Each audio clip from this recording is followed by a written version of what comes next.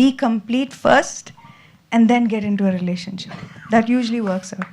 సమంత గారు ఒక్కటి నిమిషం నేను ఒక్కటి యాడ్ చేస్తా as out cider who has observe both of them.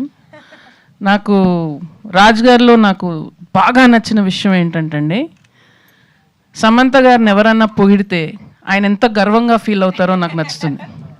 So మీరు మిమ్మల్ని మీ సక్సెస్ని గర్వంగా చూసుకునే ఒక మొగాడిని సెలెక్ట్ చేయండి.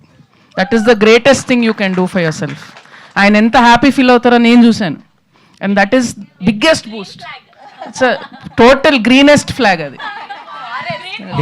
ఫారెస్ట్. సమంత గారు కంగ్రాట్స్ అండి. కంగ్రాచులేషన్స్. ఏ యాక్టర్కైనా అంటే థియేటర్ రెస్పాన్స్ కానీ ఆడియన్స్ రియాక్షన్స్ కానీ క్లాప్స్ విజిల్స్ అనేది ఒక కిక్ ఇస్తుంది ఫైనల్గా ఎంత వర్క్ చేసినా. సో మీరు చిన్న గ్యాప్ తర్వాత మళ్ళీ థియేటర్ విజిట్ చేశారు, ఆడియన్స్తో చూశారు.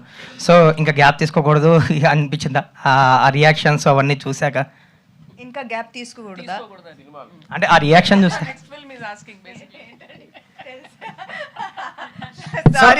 Sorry guys, one more small gap, okay, and then I'll be back.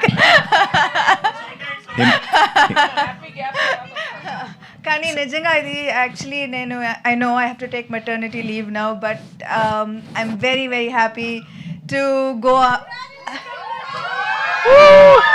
Thank you. Official గా ఇంకా అనౌన్స్ చేయలేదండి. కంగ్రాట్స్ అండి, మీరు అఫీషియల్ గా చెప్పేశారు కాబట్టి కంగ్రాట్స్.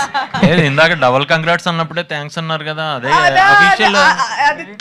అదే నాకు అర్థం కాల, ఇప్పుడు కొత్తగా అందరు కంగ్రాట్స్ చెప్తున్నారు ఏంటి అని. సమంత్ గారు congratulations. Two aspects. One, you made your comeback so louder.